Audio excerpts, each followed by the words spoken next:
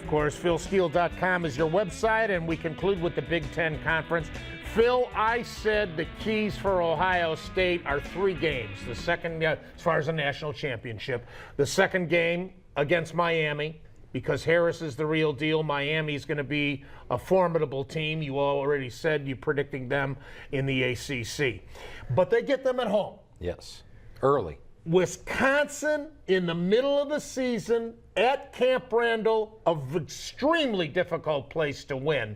And, of course, the game at Iowa toward the end of the season. That's a tough one, too. Am I way off? No, that's it exactly. I mean, those are the only 3 games I'm concerned with Ohio State's schedule this year. And, you know, to make a case for Wisconsin and Iowa, last year Wisconsin had a 368, 198-yard edge against Ohio State in Ohio State.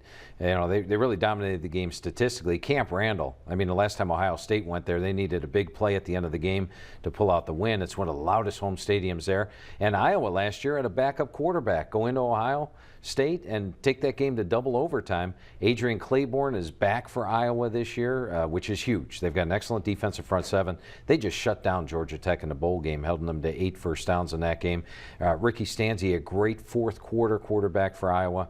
Those are 2 big-time threats. In fact, when you check the AP poll at the start of the year, Iowa's probably going to come in at number 8, Wisconsin number 12. So you're talking about playing 2 big-time ranked teams on the road in hostile environments. Those are big threats, but surprisingly, I take my 9 sets of power ratings, I run them through the computer, and all 9 sets of power ratings said the Buckeyes are capable of winning both those games. They have that much of a talent edge over the 2.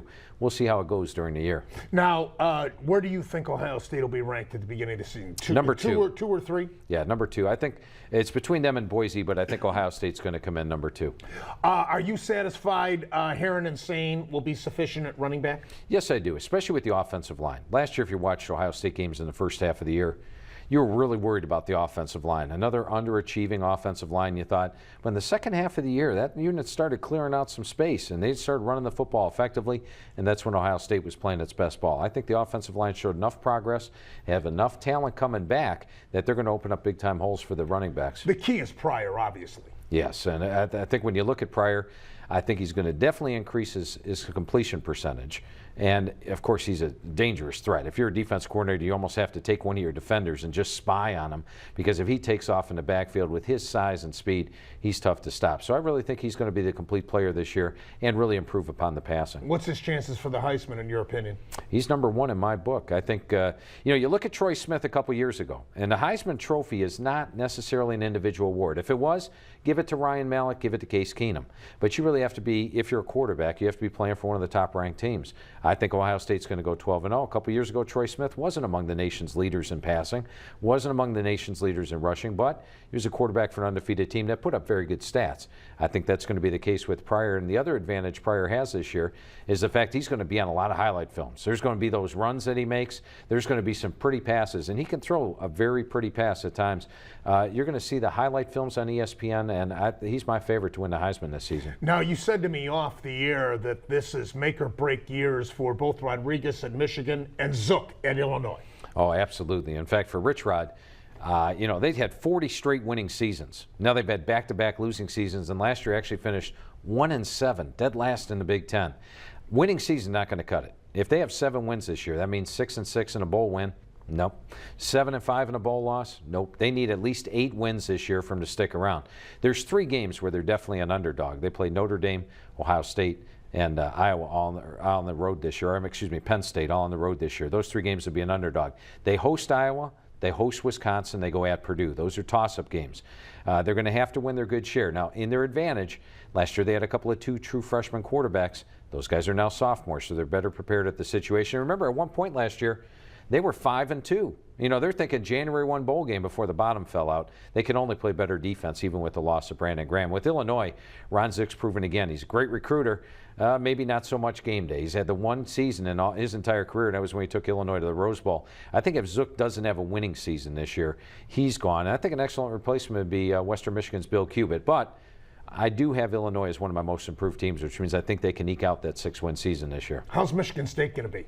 Dan Antonio probably has his best team yet. He hasn't caught a lot of breaks, especially last year. There's so many suspensions, so many injuries. He has a greatly upgraded receiving game. Remember last year, they split the job between two quarterbacks.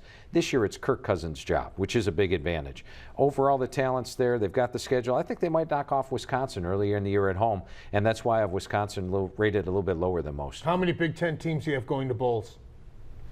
Practically the whole conference. I got, I think when you look at it, it goes down 7. to Certainly Illinois. 7. I've got actually 9 of the 11 going to bowls. Yeah. If a Big Ten team gets 6 wins, they're in a bowl game. And they've added bowls now, too. Yeah, there's a Dallas Football Classic I have Purdue going to, so that would be the 9th team. All right, Phil, let's sum it up. We've gone through all the conferences, the independents, and now the matchup for the national championship. I'm going with Oklahoma against Ohio State. And the irony here is both Jim Tressel and Bob Stoops have been getting beat up for their BCS losses. One of the guys is going to be very unhappy at the end of this game, but one of them will get that knock off. Remember, Bob Stoops used to be called Big Game Bob, and he's no longer called that at Oklahoma after their recent success. But I think it's an excellent matchup between the two teams. It would be very close, but as mentioned, there's only one team in the country that ranks in my top 16 in all 8 position categories in the front of the magazine.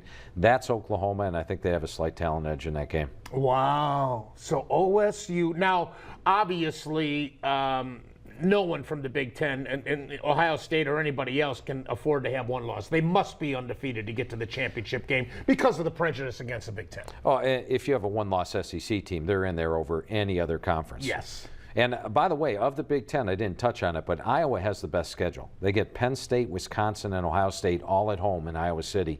So they actually have the schedule to get there if they can get their offensive line corrected. Well, you're looking at Oklahoma to go undefeated? Yes. And Ohio State to go undefeated. And Alabama to come in with 1 loss. So that would eliminate Alabama from the BCS possibility. Okay, so your other big bowl games? Well, the other big ones, in the Rose Bowl, I have got, in the magazine it says USC against Iowa, but of course after I wrote the magazine, so that changed to Oregon against Iowa, which I think would be an excellent matchup. Right. Especially with the way Iowa shut down Georgia Tech last year. I love what you have in the Orange Bowl. Phil is predicting the Orange Bowl would be a matchup between Miami from the ACC and Florida from the SEC. That would be a dandy. The Orange Bowl fans would love that one. And the Fiesta Bowl, Nebraska against Pitt. Once again, we go back to a Pitt team that may have 3 losses against perhaps a Nebraska with 1. An interesting. That's where I hope a TCU might get in. Well, I've got TCU in the Sugar Bowl against Alabama, and that would be a game to watch because, as I mentioned, TCU's defense is legit. And the thing I like about Gary Patterson and TCU, they step on your throat. Their average win last year was 38-12. They don't leave a lot of those close wins out there. If they can beat you, they will. And one interesting game, bowl game, is the Cotton Bowl. I talked to the Cotton Bowl, the guy that runs the Cotton Bowl. I said, how would you like Texas and Arkansas? The old rivalry. He goes, I will sign up for that right now, today. Ryan Mallett for Arkansas, one of a 2-loss Texas team. Yeah.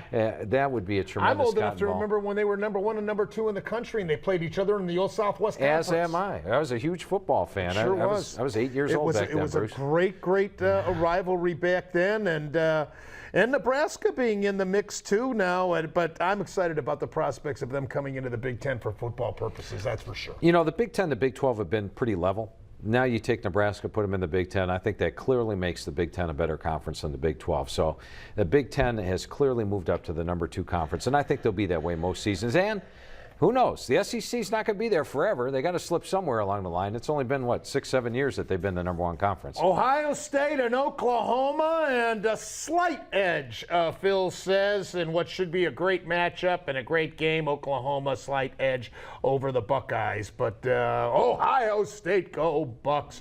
Now, take a look at the publication once again. It's the 2010 Phil Steele College Football Preview. It is second to none in the country. You can see at the top, it's the book that the experts just cannot do without. All right, my friends, super job as usual. We'll see you back in a few weeks with the pro predictions. And then, of course, the regular season will begin for both college and the pros, and Phil will be featured every week here on All Bets Are Off. I'm Bruce Drennan. That's all the time we've got for this version of the show. We'll be back tomorrow, 3 o'clock. Open the phone lines, talk about the All-Star game, and maybe a little chit-chat about a guy by the name of LeBron. I've heard of him. That's tomorrow on All Bets Are Off. You have a wonderful night. Enjoy the All-Star game. Until then, as always, and most importantly, remember, I love you all.